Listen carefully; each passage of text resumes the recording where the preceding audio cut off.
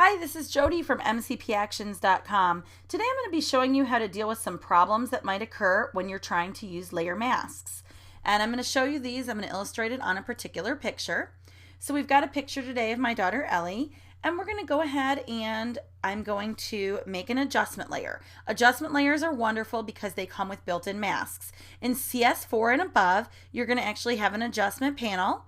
And if you don't have it up, you would just go to Window, Adjustments, to pull up different adjustment layers. They're wonderful because they come with a built-in mask and they don't cover each other up.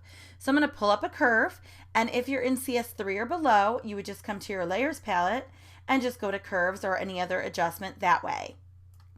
Once you've done your adjustment layer, which I'm going to just go ahead and darken here, I'm going to invert my mask. You don't always need to invert your mask, but in this situation, I want to actually paint on the change, which was darkening. So to invert a mask, it's Control-I on a PC, Command-I on a Mac. Once I've done that, now you'll notice there's no change again. And I want to go ahead and use a brush and paint on the change. So black conceals or hides, and white reveals or shows. So I need to use a white brush on this black mask. You'll see in my layers palette here that there's a black mask, which means I need to use a white brush. So I come in here with my white brush and I'm going to paint. However, if you go to paint and it's not showing up, these are some things to look for. The first thing is to make sure that you're using your actual brush tool. If you click on your keyboard, the letter B, that's the same thing as clicking on the brush tool, and that's the brush that you want to be using. Do not use the spot healing brush, or patch tool. You do not want to use your clone tool, and you do not want to use your eraser or art history tool. These tools look the same. I'll show you the eraser. When you're on your image, you'll see it puts just a nice little circle there.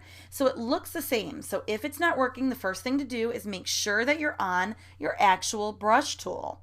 Also, the dodge and burn tools will look the same as well. They'll show as a brush. And so you don't want to be using those either. They won't work on a mask. Okay? So that's the first point. The second point is anytime you select a tool in the tool palette, it will give you a menu up at the top. So take a look at this menu with the brush tool. You will see our mode is set to normal. One mistake a lot of people make is their mode will be set to something other than normal, like color dodge, lighten, dissolve, or anything by accident. They will have accidentally changed that somehow, and it won't work on your mask when you paint. The next thing you want to look for is the opacity. Right now you'll see my opacity is at 100. Depending what action or what step and adjustment layer you are using will depend what opacity you want to be using here.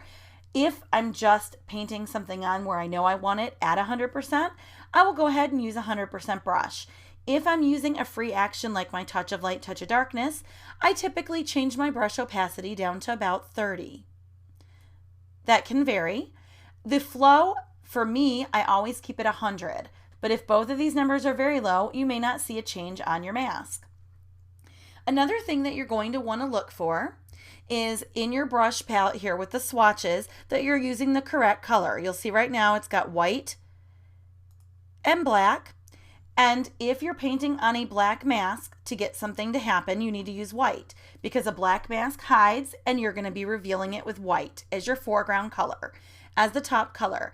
If you are painting on a white mask and everything's revealed and you just want to hide the change that happened in one area, you're going to be then using black. So you'll make sure to swap to black. And in that case, your mask itself would be white. Okay, so those are some things to look for that are very important with masking. And if you do not have those correct, your mask won't work, whether it's with an action or whether it's with an actual adjustment layer that you build yourself. Or even if you put a layer mask onto a pixel layer. So those are things to keep in mind. Let's go ahead and finish painting on this picture now. So we would need to make sure, because it was a black mask, that I'm revealing with white. And if I overspill, I would then switch back. And to switch back, you can click your X key on your keyboard. It will swap these two swatches. Lastly, I'm going to go ahead and show you the eye doctor action. It's actually a very simple action to use. It builds 5 layers. And then you go ahead, and I'm going to zoom in on my picture to use it. So I'm going to zoom in on this picture. I'm going to make my brush smaller by using the left bracket key. And I'm going to start by using Enhance Catch Lights. So while I'm zoomed in on my daughter, I want my brush for this action. Typically my brush will be at 100%. Remember the shortcut for hovering over the word opacity. You can just move to the right, or you can use this little arrow and drop down to go to your percentage. And I'm going to tap on her catch lights. And I'm going to go ahead and I'm going to brighten her iris just a bit. And when I paint on her iris, I notice that's a little bit more than I would like. So I'm going to go ahead and change the opacity in the layers palette of that change. I'm not going to brighten her whites. I think those look white enough. And I don't need to darken her pupil or lash line. Now for sharp as a tack, and this is again that whole layer masking issue. If I click on the layer sharp as a tack, it does not grab my mask. So a lot of people, this is what I get emails about. People say sharp as a tack isn't working. All the other layers work. What happens is when you just click on the layer, it's grabbing the actual pixel layer right here. And when it does that in the boxes around the pixel layer, you're actually painting white on your image. If you've got white as your foreground color, you're painting white on your picture. The reason you don't see it is because it's a black mask. But either way, that's not good. What you need to make sure that you do, this is so important when using this action, is click on the actual mask. You will see it gets a box around it, so it looks like it has a little frame. Then you're ready to paint. If you paint on your picture first, and then select the box, you'll actually reveal white that you painted on your picture. So you'll need to actually start from scratch then. So make sure you have a box around the black mask.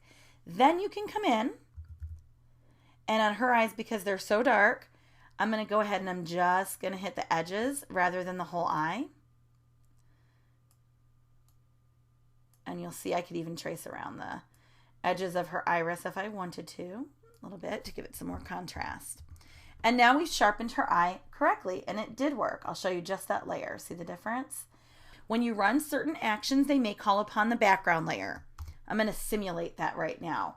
What would happen is the background copy would actually end up at the very top layer, and it will cover everything up. So if you're having problems and none of your masks seem to be working and you've checked everything else out, go ahead and check and make sure there's not a pixel layer.